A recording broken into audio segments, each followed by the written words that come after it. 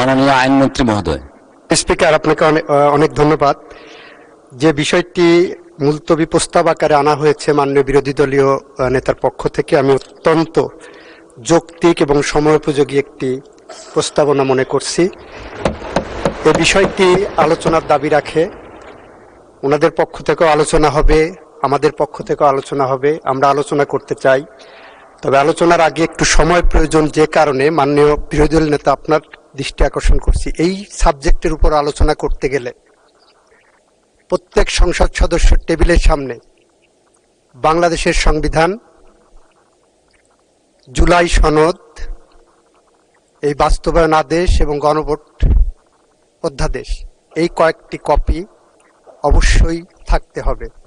কারণ জুলাই জাতীয় সনদ নিয়ে গোটা জাতি এক ধরনের বিভ্রান্তির মধ্যে আছে যে কারা সত্য। আমরা দেখাতে চাই, আমরাও চাই জুলাই জাতীয় সনদ বাস্তবায়ন হোক। আমরা জুলাই জাতীয় সনদ বাস্তবায়নের পথ ধরে হেঁটে চলেছি। আমরা জুলাই জাতীয় সনদের প্রত্যেকটি ধারা উপধারা কিভাবে ধরে এগিয়ে চলেছি সেটা আমরা দেখাবো। যেমন সেই কারণে এই বইগুলো আপনাদের সামনে থাকা দরকার।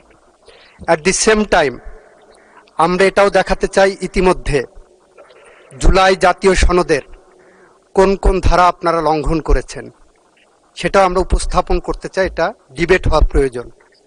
অত্যন্ত জনগুরুত্বপূর্ণ, অত্যন্ত সময়োপযোগী এই সাবজেক্টে আলোচনার জন্য মাননীয় স্পিকার আপনি একটি সময় নির্ধারণ করে দেন এবং এই 4টি বই তার সাথে আমি অনুরোধ করব, যদি সম্ভব হয়, ওনারা জানেন 2টি অন্য বই লাগবে, 3টি বই লাগবে।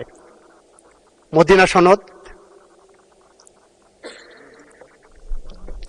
তারপরে হবস, লক্স, রুশোর সোশ্যাল কন্ট্রাক্ট থিওরির উপরে যে বই, এবং 1972 সালে আমাদের গণপরিষদ আদেশ যেটা ছিল, যে আদেশ বলে বাংলাদেশের সংবিধান রচিত হওয়ার আগে যে প্রেক্ষাপটটা ছিল, এই কয়েকটা বই আমি উপস্থাপন রাখার জন্য অনুরোধ করব। আর একটি তারিখ নির্ধারণ করেন, সেদিন আমরা এটা আলোচনা করতে চাই। ধন্যবাদ।